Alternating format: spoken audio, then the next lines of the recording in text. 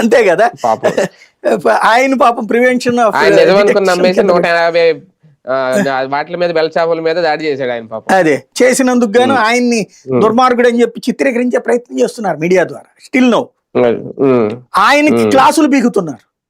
అంటే నోటితో ఒకటి చెప్పాలి, నొసటితో ఇంకోటి చెయ్యాలనేటటువంటి వ్యవస్థ ఎట్లా సెట్ అవుతుంది, ఎందుకు సంతృప్తి అవుతుంది? ఇప్పుడు నేను ఏ పనైనా ప్రశాంతంగా పరిగెడుతుండగా అర్జెంటుగా పరిగెత్తేవాడికి మోకాలు అడ్డం పెట్టి కింద పడేసి ఇప్పుడు పరిగెత్తి చూద్దాం అంటే ఎట్లుంటది? ఇప్పుడు అది పరిస్థితి నడుస్తుంది. సరే, ఎంత చేస్తున్నా వీళ్ళు అనుకున్నట్టు వీళ్ళు చెప్తున్నట్టే మాట్లాడుకుంటే మెరుగైన సంక్షేమం అందించేస్తున్నారు, అభివృద్ధి చేసేస్తే ఎంత చేసేస్తున్నా ప్రజల్లో ఎలాంటి సంతృప్తి లేదు. అది కూడా వాళ్ళే చెప్తున్నారు, పోనీ మన మాటలు కాదు, వాళ్ళే చెప్తున్నారు ప్రజలు ఎలాంటి సంతృప్తి లేదు అనేది. అంటే జగన్ పేరు మొన్నటి వరకు చెప్పారు, జగన్ వస్తే పరిశ్రమలు రావంట, జగన్ మళ్ళీ వస్తాడేమో అని మేము పెట్టుబడులు పెట్టడానికి ముందుకు రావట్లేదు అని చెప్పి పారిశ్రామికవేత్తలు చెప్తున్నారని చంద్రబాబు నాయుడు గారే చెప్పారు మొన్నటి వరకు. ఈ మధ్యన అనట్లేదు అనుకోండి, మొన్నటి వరకు అన్నారు. ఇంత చేసిన తర్వాత ఇప్పుడు ఇంకా ఈ వణుకు, ఈ భయం పుట్టుకుంది.